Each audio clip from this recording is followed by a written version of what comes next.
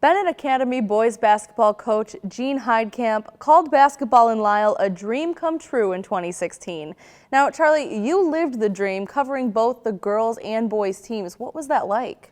It was incredible. I mean, to have two teams from the same area make it to the state final in the same year, highly unlikely, and to be along for the ride, it was a joy. So what made these teams so special? Well, for the girls, it was mostly the fact that they had the best player in the state, Kathleen Doyle.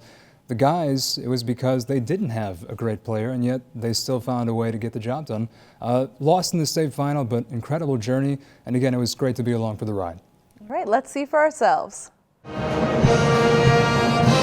sounds aren't familiar.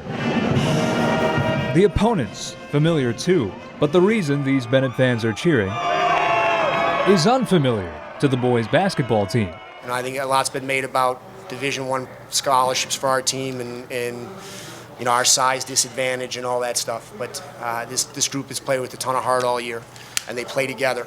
Then Sobolewski to Frank Kaminsky. With superstar alumni like David Sobolewski and Frank Kaminsky, most years that's not the way Benet Academy teams are described. This season, no member of the Benet roster averaged more than 11 points per game. And yet, the winning tradition continues. I mean, overall, these guys, I love these teammates. All year, they've been unbelievable. They're unbelievable players. I think a lot of them don't get the credit they deserve. We knew nobody gave us much of a chance. I mean, they have 9 Division I players. They're number 1 in the state for a reason. I mean, they're a great team, and the run they're on is pretty exceptional. But we had everybody believing, and we knew we could do it. We knew we could play with anybody in the state. Naturally, all the winning at Benet Academy, especially when it comes to basketball, has drawn comparisons between the girls and boys teams. We're good friends with the girls on the team, but it's really separate teams. You know, they're a great team. They have probably the best player in the state, in Kathleen Doyle, and I wouldn't call very similar us and them. But there's no question what's happening in Lisle is something special. Now, it's a great time in Lisle for basketball right now. Our girls won their second state championship, as you noted, and then obviously for us to have a chance to play for the state tournament, it's one of those dream come true type of scenarios in Lisle right now. The dream came up just short with a loss to the Curie Condors in the state final. But this is a rare team that won't need a championship to be remembered, and remembered well. Ready now? Yeah. Go Benet! Go Benet! Go Benet! Go Benet! If it looks like they're having fun, it's because they are. Benet Academy girls basketball is used to a lot of things. Winning, cell phone video, long bus rides, and now, the big stage, too. A hefty portion of the credit for consecutive trips to Redbird Arena goes to Kathleen Doyle. But a lot of it also goes to the vibrant climate head coach Joe Kilbride has instilled into his team in such a short time.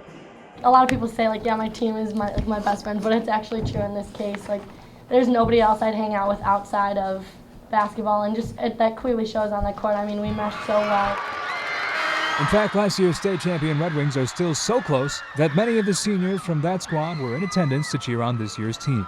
My first year as the head coach, those 5 seniors helped me create the kind of culture and climate and attitude about what we're trying to do that I really wanted, and it's carried over to this group. Coming into it, I was like, I don't know if I'm ready for this emotionally, like it's going to be hard because I really wish I was out there. But I mean, seeing my sister do as well as she did tonight and then seeing them win and seeing everyone do great, I was jumping up and down in the stands. I was cheering for them. And it's not like Emily Schrammick is out of the game. She's still playing college ball up in northern Michigan. But there was something about this team that made her wish she was still in high school, and the current team was happy to have her back, along with the other alumni.